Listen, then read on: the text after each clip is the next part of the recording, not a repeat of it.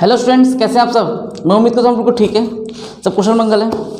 तो बच्चों, आज हम बिल्कुल फ्रेश टॉपिक स्टार्ट करने वाले हैं, फ्रेश चैप्टर स्टार्ट कर रहे हैं। चैप्टर का नाम है लीनियर, सिंपल लीनियर कोरिलेशन। क्या पढ़ने वाले बेटा आज हम? Simple linear correlation. तो ये वर्ड कहीं ना कहीं कोरिलेशन वर्ड आपने क्लास 11th में पढ़ा होगा, हाँ या ना? स्टैटिक्स में पढ़ा था आपके पास। इकोनॉमिक्स में स्टैटिक्स तो थी, एक माइक्रो थी क्लास 11th में और एक स्टैटिक्स थी। तो स्टैटिक्स में अपने चैप्टर पढ़ा था कोरिलेशन, याद होगा। अब याद नहीं है तो कोई बात नहीं, मैं तो पढ़ाऊंगा, ठीक है। तो कोरिलेशन का मतलब क्या होता है, और यहाँ पर चैप्टर का नाम क्या है? Simple linear correlation. ये सिंपल और लीनियर क्यों लगा इसके साथ, ये बात तो जाननी जरूरी है भाई। सिंपल लीनियर ही क्यों आया? सिर्फ कोरिलेशन ही होता, हाँ या ना? समझते हैं बच्चों। कोरिलेशन का मतलब हिंदी में होता है सह संबंध। सह संबंध, किसी भी चीज के बीच में रिलेशन जानना, संबंध जानना क्या कहलाता है? कोरिलेशन कहलाता है। क्या कहलाता है? कोरिलेशन कहलाता है। जैसे मैंने छोटी सी लाइन भी लिखी है, to determine the degree of relationship between the variables. यहाँ पर बेटा क्या लिखा है? Relationship between the variables. जितने भी हमारे वेरिएबल्स होंगे, वेरिएबल्स क्या होते हैं? जो चेंज होते रहते हैं। उन वेरिएबल्स के बीच में रिलेशन जानना ही क्या कहलाएगा? कोरिलेशन। क्या कहलाएगा बेटा? कोरिलेशन। जैसे सपोज मान लो, अब मैं बोलूं आपसे राइस प्रोडक्शन। आप बेटा चावल की खेती करना चाहते हो, ठीक है। राइस प्रोडक्शन की बात कर रहा हूं। तो राइस का जो प्रोडक्शन है, अच्छी फसल हो, जो किस पे डिपेंड है? सीड्स पे, हाँ या ना? और किस पे डिपेंड है? रेन पे और सॉइल पे, और बेटा फर्टिलाइजर, और बताओ बस। कुछ मेडिसिन वगैरह भी लिख दो, है ना, एटसेट्रा।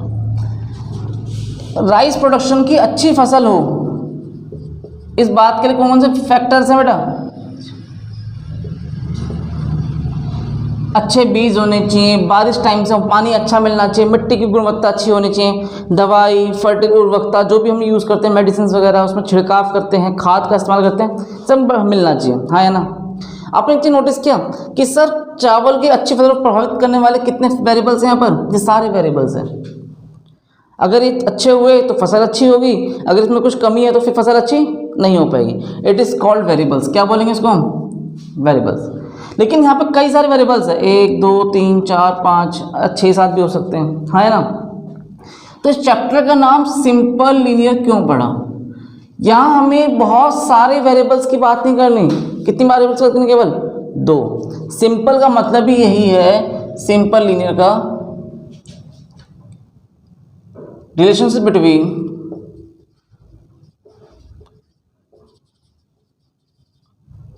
Two variables. किसके बीच में बात करता है बेटा? ये 2 वेरिएबल्स की बात करता है, हाँ है ना? अब एक बात और नोटिस करना, ये तो समझ में आ गया सिंपल लीनियर क्यों बोला मैंने, क्योंकि यहाँ पर 2 वेरिएबल्स की बात होती है। कोरिलेशन मतलब क्या होता है बेटा? रिलेशन जानना ही क्या कहलाता है? कोरिलेशन कहलाता है। कोई डाउट मन में आता है? एक बात बताओ,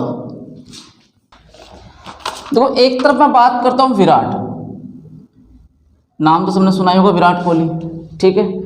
और एक तरफ बात करता हूँ बेटा मैं सानिया मिर्जा। अब देखो विराट कोहली ने 5 मैच खेले, एक में 116 रन मारता है, एक 52, एक में 80, एक में 5 ही मार पाता है, कोई बात नहीं, एक में 10 मारता है ना? सानिया मिर्जा ने 5 मैच खेले। सानिया मिर्जा क्या खेलती है बेटा? टेनिस खेलती है। उसने भी 5 मैच में, अब उसका तो टेनिस तो मैं देखता नहीं हूँ ना, मुझे इतना थोड़ा सा आइडिया नहीं है, तो मैं कुछ भी लिखता हूँ। 3-2 से जीता, 5 से हार भी गई, फिर 2-0 से जीत गया मैच, 4-0, 3-1, जो भी था मैंने लिख दिया। क्या विराट कोहली और सानिया मिर्जा के बीच में हम कंपेरिजन बात कर सकते हैं, हाँ या ना? क्या विराट कोहली और सानिया मिर्जा के बीच में रिलेशन है या नहीं? इतना बताओ बेटा। विराट कोहली कौन है? एक क्रिकेटर है। सानिया मिर्जा कौन है बेटा? एक टेनिस प्लेयर है। क्या क्रिकेटर का टेनिस प्लेयर से कंपेयर हो पा रहा है? क्या दोनों को रिलेशन है? रिलेशन नहीं हो पाएगा, नो रिलेशन। क्यों रिलेशन नहीं है? क्योंकि इन दोनों की फील्ड अलग अलग है, याद रहेगा। और जब कोई रिलेशन ही नहीं है तो क्या लिख देंगे? No correlation. बात समझ में आ रही है कि नहीं आ रही है? अगर आप पढ़ रहे हो बीकॉम फर्स्ट ईयर में, मैं आपका कंपेयर कर दूं एक थर्ड ईयर वाले स्टूडेंट से, क्या सही होगा? सही है कि नहीं है? हाँ लाजमी है ये बात। क्या लग रहा है आपको, कंपेयर करना चाहिए? नहीं करना चाहिए। क्यों नहीं करना चाहिए? क्योंकि बेटा आप पहले फर्स्ट ईयर में पढ़ रहे हो, वो बच्चा कौन से में पढ़ रहा है? Third year. आप जो पढ़ रहे हो वो पढ़ के जा चुका है, आपका लेवल अलग अलग है। अगर मुझे कंपेयर करना है तो आपका कंपेयर आपके ही क्लास से किसी और दूसरे बच्चे से करना पड़ेगा, हाँ या ना? उसे क्या बोलेंगे हम? कोरिलेशन। तो जिसमें कोई रिलेशन की बात ना हो उसे क्या बोलते हैं? No correlation. कोई रिलेशन ही नहीं है, मैं बेवजह कंपेयर कर रहा हूँ। याद रहेगा बेटा, पक्का। अब मैं अपना कंपेयर आप बच्चों से कर रहा हूँ, कंपैरिजन है। आप पढ़ रहे हो, मैं पढ़ा रहा हूँ, कोई रिलेशन नहीं। एक फाइट लड़ता है और एक कंचे खेलता है, क्या दोनों में रिलेशन हो सकता है? नहीं। वो फाइट में एक्सपर्ट है, वो कंचों में एक्सपर्ट है, क्या रिलेशन है दोनों में? कोई रिलेशन नहीं है। तो रिलेशन में सबसे बड़ी बात होनी चाहिए बेटा, आप किस रिलेशन, आप कहाँ रिलेशन फाइंड कर रहे हो, ठीक है। ऐसे वेरिएबल्स में रिलेशन देख सकते हो जहाँ पर रिलेशन पॉसिबल है। आप किसी भी दो अलग अलग यूनिट्स में रिलेशन की एक बात नहीं कर सकते। एक बात और नोटिस करना, आपने क्लास 11 में पढ़ा था प्राइस में और डिमांड में कैसा रिलेशन होता है? इनवर्स। क्यों बोला आपने इनवर्स? प्राइस बढ़ेगा तो डिमांड घटेगी, प्राइस घटेगा तो बेटा डिमांड बढ़ेगी। क्या डिमांड पे प्राइस का इफेक्ट पड़ रहा है कि नहीं पड़ रहा है? ये दोनों क्या है दूसरे से इंटरलिंक्ड की बात हो रही, वेरिएबल्स हैं। प्राइस बढ़ा, जैसे चेंज हुआ वैसे डिमांड भी चेंज होने लगा। तो इसमें रिलेशन कैसा रिलेशन है? इसमें इनवर्स रिलेशनशिप है, याद रहेगा। यहाँ रिलेशन पॉसिबल है। एक बार और नोटिस करना, प्राइस और सप्लाई, क्या रिलेशन होता है बेटा इन दोनों में? प्राइस बढ़ेगा सप्लाई बढ़ेगी, प्राइस कम होगा सप्लाई कम हो जाएगी। क्या बोलेंगे इसे? Direct relation. क्या बोला जाएगा? Direct relation. तो इनमें रिलेशन फाइंड हो पा रहा है, पॉसिबल है। लेकिन क्योंकि देखो प्राइस से सीधे सीधे इफेक्ट किस पे पड़ रहा है? सप्लाई पे इफेक्ट पड़ रहा है, हाँ या ना? क्या सचिन विराट कोहली के रन मारने से सानिया मिर्जा पर कोई इफेक्ट पड़ रहा था? हाँ या ना? बेटा ये वेरी बेस्ट मैन है, ये क्रिकेट खेलता है, वो टेनिस खेलती है, कोई रिलेशन है इन दोनों में? नहीं है। तो रिलेशन में सबसे इंपॉर्टेंट बात आपको पता होनी चाहिए कि एक दूसरे पे इफेक्ट पड़ना चाहिए। अगर इफेक्ट नहीं पड़ रहा, ठीक है, तो फिर कोई भी रिलेशन नहीं है। बात समझ में आ रही है? आप बीकॉम की तैयारी कर रहे हो और एक बच्चा यूपीएससी की तैयारी कर रहा है, क्या दोनों में कोई रिलेशन है? नहीं ना। वो आपका अलग लेवल है, उसका अलग लेवल है, कोई डाउट मन में? इसे कॉपी करो, फिर आगे देखते हैं। अब हमें सीखना है टाइप्स ऑफ कोरिलेशन। कोरिलेशन कितने तरह का होता है, फील करते हैं। पहला टाइप बेटा इसका है पॉजिटिव एंड नेगेटिव कोरिलेशन। पहले हम बात करेंगे पॉजिटिव की, पॉजिटिव कोरिलेशन, ठीक है। किसके करने वाले भी हम पॉजिटिव कोरिलेशन की बात करेंगे। ध्यान से करना, समझना, पूरा फोकस यही होना चाहिए। पहले मुझे बताओ, आपको मैथ जो हमने पढ़ा, बिजनेस मैथमेटिक्स और स्टैटिक्स, किसमें ज़्यादा थोड़ा इजी लगा? मैथ इजी लगी, स्टैटिक्स इजी लगी? स्टैटिक्स इजी लगी, ओके। कई बच्चों को मैथ इजी लगी। चलिए देखो, अब दोनों की इंपॉर्टेंस अपनी अपनी जगह है, ठीक है। तो मैथ्स में चैप्टर 4-5 चैप्टर से इजी थे, अब उसका लिंक थोड़ा 12th से था। 12th में थोड़ा पढ़ा आपने, नहीं पढ़ा आपने समझा। और ये भी देखो, ध्यान देना, ये सब टॉपिक ऐसे नहीं है जो अब तक आपने पढ़ा है यहाँ पर। Mean deviation, standard deviation, correlation, mean, mode, median, ये कहीं ना कहीं आपने 11th में पढ़ के आए हो, हाँ या ना? तो दोनों ही बातें अगर हम देखें, दोनों ही लेवल बहुत ज़्यादा ईजी था। पॉजिटिव कोरिलेशन देखो, both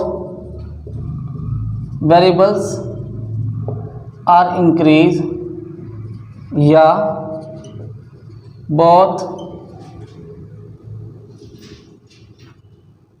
variables are decrease। ठीक है, या दोनों बढ़ेंगे या दोनों घटेंगे। सपोज मान लेते हैं 5, 10, 15 इंक्रीज हो रहा है बेटा, 50, 50, 80, 100 क्या हो रहा है, दोनों इंक्रीज हो रहा है। जब दोनों ही इंक्रीज हो यहाँ दोनों डिक्रीज हो, ऐसे 15, 10, 5, 30, 15, 10 जो दोनों डिक्रीज हो रहे हैं। हाँ यहाँ चेक कर लो, जब दोनों वेरिएबल इंक्रीज हो या दोनों वेरिएबल डिक्रीज हो, दोनों की सेम डायरेक्शन होनी चाहिए। क्या बोलेंगे उसे हम, पॉजिटिव कोरिलेशन। क्या बोला जाए बेटा, पॉजिटिव कोरिलेशन। तो एक लाइन में लिख दूं यहाँ पर, सेम डायरेक्शन। हाँ भाई क्या होनी चाहिए, एक जैसी डायरेक्शन होनी चाहिए। दोनों की डायरेक्शन या तो ऊपर की तरफ हो या दोनों की डायरेक्शन बिल्कुल नीचे की तरफ हो, सेम डायरेक्शन होना चाहिए। या दोनों इंक्रीज हो या दोनों डिक्रीज हो। एग्जाम्पल समझना, मैंने जैसे एक्स को बोला एडवर्टाइजमेंट, एडवर्टाइजमेंट मनी, वाई को मैंने बोला एनुअल सेल। आप 10,000 खर्च करते थे एडवर्टाइजमेंट पे तो आपकी सेल होती थी 5 लाख। ठीक है, आपने खर्चा बढ़ा दिया, 15,000 कर दिया, आपकी सेल बढ़ेगी घटेगी, सेल बढ़ेगी। जितना ज़्यादा पैसा एडवर्टाइजमेंट पे खर्च करोगे, जितना ज़्यादा प्रचार करोगे, उतना ज़्यादा आपकी सेल होती जाएगी। कई बार देखा होगा आपने, इंस्टीट्यूट वाले क्या करते हैं, एडवर्टाइजमेंट वगैरह बहुत करते हैं, बैनर लगवाना, पैम्पलेट छपवाना। क्यों करते हैं बेटा ये सब, जगह जगह जाके अपना किसी को पेन गिफ्ट देना, कॉपी गिफ्ट दे देना, जगह जगह होर्डिंग करना। ऐसा क्यों करते हैं, ताकि जितना ज़्यादा वो पैसा यहाँ खर्च कर रहे हैं उनसे ज़्यादा बच्चे उनके पास आएंगे, और जितने ज़्यादा बच्चे उनके पास आएंगे उनकी इनकम बढ़ेगी। तो वही बात यहाँ है, आप किसी भी कंपनी में देखोगे एडवर्टाइजमेंट पे ज़्यादा पैसा खर्च करेगा सेल बढ़ेगी, कम पैसा खर्च करेगा सेल घटेगी। तो आपने कर दिया 30,000 खर्च कर दिया, 10 लाख रुपए सेल हो गई। मैं एग्जाम्पल अपने मन से दे रहा हूँ। ये क्या बढ़ रहा है बेटा, ये भी इंक्रीज हो रहा है, ये भी इंक्रीज हो रहा है। एक्स एंड वाई कैसे रिलेशन दोनों के अंदर, पॉजिटिव कोरिलेशन, पॉजिटिव कोरिलेशन। कोई डाउट मन में? पॉजिटिव की बात तो हमने कर ली है, चलते हैं नेगेटिव की तरफ। नेगेटिव कोरिलेशन एक सिंपल लाइन में लिख दूं। सिंपल लाइन क्या होगी, यहाँ दोनों की डायरेक्शन सेम है और वहाँ नेगेटिव मतलब क्या है, दोनों की डायरेक्शन कैसी है बेटा, अपोजिट डायरेक्शन है। कैसी डायरेक्शन है दोनों की, अपोजिट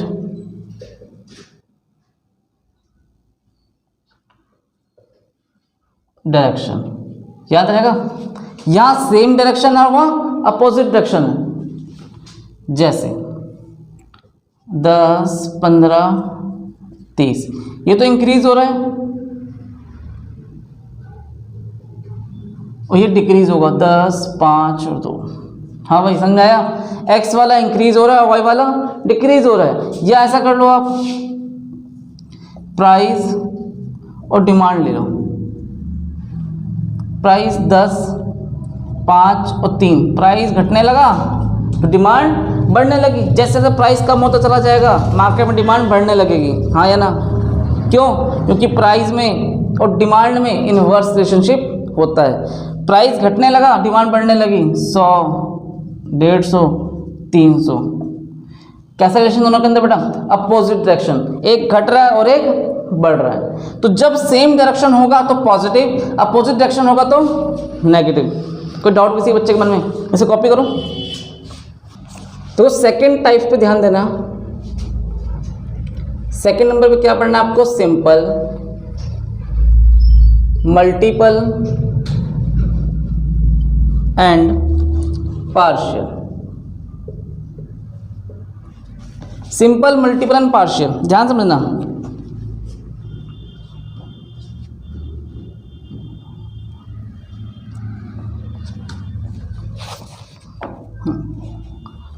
तो पहले हम बात करेंगे simple, simple correlation.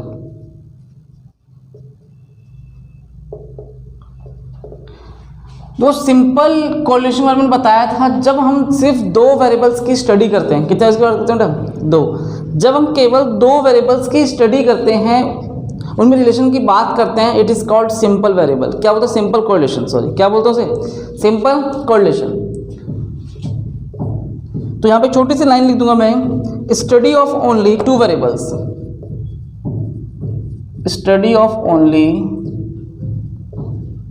Two variables, like जैसे x एंड y, ठीक है, दो वेरिएबल्स हैं, जैसे डिमांड एंड सप्लाई, दो वेरिएबल है, हाँ है ना, प्राइस एंड डिमांड, कितने वेरिएबल है? दो वेरिएबल है। तो जब केवल हम दो वेरिएबल्स की स्टडी करेंगे, क्या बोलेंगे उसे हम? Simple correlation. कोई डाउट यहाँ तक? दो सिंपल के बाद नंबर 2 पे multiple, multiple correlation.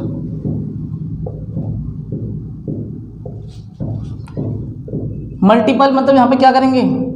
Study of 3 और मोर वेरिएबल्स। यहां पर हम 3 वेरिएबल्स या 3 से ज़्यादा वेरिएबल्स की हम बात करेंगे, क्या बोलेंगे उसे? Multiple correlation. जब 3 की बात करो, 3 से ज़्यादा की, जितना भी होगा, सपोज x y z, क्या बेटा ये? Multiple correlation. या तो एक काम करो, 4 ले लेते हैं, x y z w, क्या कहलाएगा ये? मल्टीपल। जब 3 की बात करो, चाहे 3 से ज़्यादा की बात करो, क्या कहलाएगा वो? Multiple correlation. और जब 2 की बात करो तो क्या कहलाएगा? सिंपल। आपको पूरे चैप्टर में क्या पढ़ना है? केवल सिंपल पढ़ना है, मतलब दो वेरिएबल्स की बात करनी है, दो से ज़्यादा वेरिएबल्स की बात नहीं करनी है। Number 3, partial correlation, study of two variables, study of 3 और मोर वेरिएबल्स, 3 और मोर वेरिएबल्स। तो जब हम 3 या 3 से ज़्यादा की वेरिएबल की का स्टडी करते हैं, तो कहोगे सर ये बात तो आपने यहाँ कॉपी कर दिया, यहाँ भी 3 या 3 से ज़्यादा की बात कर रहे थे, यहाँ भी 3 या 3 से ज़्यादा की बात कर रहे हैं। लेकिन पार्शियल का मतलब क्या समझना चाहते हो यहाँ पर ध्यान, बट कंसीडर्ड ओनली 2 वेरिएबल्स। लेकिन बेटा केवल कंसीडर कितना करेंगे? 2 वेरिएबल्स। जैसे राइस की जो फसल होती है बेटा, राइस प्रोडक्शन के लिए कौन कौन से फैक्टर थे? रेन, हाँ भाई था, सीड्स, और बताओ क्या था? Soil, fertilizer etcetera. Rice production की अगर हम बात कर रहे हैं, यील्ड, देखो उसे हम रेन भी प्रभावित करता है, सीड, सॉइल, फर्टिलाइजर एटसेट्रा। तो बात केवल हम 2 की करेंगे, यील्ड ऑफ राइस, और बात कर रहा हूँ मैं रेन। बाकी इसमें क्या करने वाला हूँ? यहाँ से रिमूव कर रहा हूँ, क्या कर रहा हूँ? रिमूव, हटा रहा हूँ। तो जब हमारे पास 3 या 3 से ज़्यादा वेरिएबल्स की हम स्टडी तो करते हैं, लेकिन केवल कितने वेरिएबल लेते हैं? केवल 2। मैंने यहाँ पे क्या लिया है? यील्ड ऑफ राइस, राइस का प्रोडक्शन लिया, और दूसरा क्या लिया? रेन। रेन बेटर होगा, प्रोडक्शन ज़्यादा होगा, रेन कम होता जाएगा, प्रोडक्शन कम होता चला जाएगा। तो डिपेंड करता है, हम केवल रेन की और यील्ड ऑफ राइस का ही बात करने वाले हैं इस क्वेश्चन में, समझ में आया? तो ये था पार्शियल कोरिलेशन में। यहाँ पर कंसीडर तो 3 या 3 से ज़्यादा वेरिएबल्स की बात करेंगे, लेकिन हम कंसीडर केवल कितना करेंगे? 2 वेरिएबल्स की बात करेंगे। कोई डाउट किसी के मन में? तो 3rd टाइप्स पढ़ना है आपको, तीसरा टाइप ऑफ कोरिलेशन। ये तीसरा वाला बहुत इंपॉर्टेंट है, ध्यान समझना, linear and non linear correlation, ठीक है? Linear and non linear correlation. पहले हम बात करेंगे लीनियर कोरिलेशन की। देखो चैप्टर में नाम भी क्या दे रखा था? लीनियर। अब आप कहोगे सर सिंपल का मतलब तो होता है 2 की स्टडी करना, सिंपल, लेकिन लीनियर क्या होता है पता होना चाहिए। चेक करते हैं, एक्स वाई 10 20 30 40 50 100 150 200। एक बात बताओ बेटा, यहाँ पे कितने कितने का चेंज हो रहा है? 10 20 30 40, कितने कितने का चेंज है? यहाँ पर 10 10 का चेंज है। और यहाँ पे कितने कितने का चेंज है? 50 50 50। इसे क्या बोलेंगे हम? Linear correlation. कैसे? तो 50 अपॉन में 10 करेंगे कितना आएगा? 5:1। 100 अपॉन 20 करो 5:1। 150 अपॉन में 30 करेंगे 5:1। 200 अपॉन 40 करेंगे तो क्या जाएगा? 5:1। अब क्या कह रहे हो कि सर हर बार सेम रेशो है। देखो एक्स में भी जितना वेरिएबल, जितना चेंज एक्स में हो रहा है, हर बार सेम एक्स में चेंज हो रहा है, 10 10 10 10 10 चलता जा रहा है। वाई का भी चेंज कैसा है? कांस्टेंट है, 50 50 50 50 50 चलता जा रहा है। कोई डाउट यहाँ तक? तो जब दोनों में डिफरेंस कांस्टेंट रेशो, जब दोनों का रेशो सेम होगा, कैसा रेशो होगा दोनों का? सेम रेशो होगा, it is called linear correlation. क्या बोला जाएगा इसे? लीनियर कोरिलेशन बोला जाएगा। अगर नेक्स्ट 50 है तो यहाँ पे कितना आ जाएगा? 250 आ जाएगा। समझ में आया लॉजिक? तो 250 अपॉन में 50 क्या आ जाएगा? 5:1। Same ratio.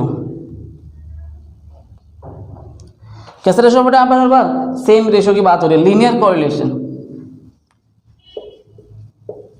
Non correlation. देखो नॉन कोरिलेशन में 10 15 20 25 32 40 42 50 60 70। यहाँ पे कितने का गैप है? 5 का। यहाँ पे कितने गैप है? यहाँ कितने गैप है? यहाँ कितने गैप है? 7 का। यहाँ कितने गैप बेटा? 2 का। यहाँ पर 8 का। क्या रेशो सेम आएगा? चेक करो, क्या दोनों का रेशो सेम आएगा? आया ना?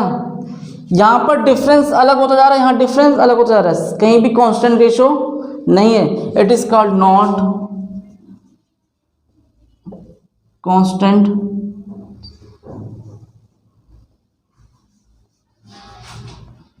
Non correlation, non linear correlation. क्या बोलेंगे इसे बेटा? Non linear correlation. If the amount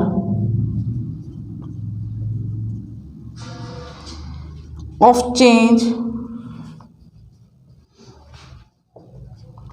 in one variable does not bear a constant ratio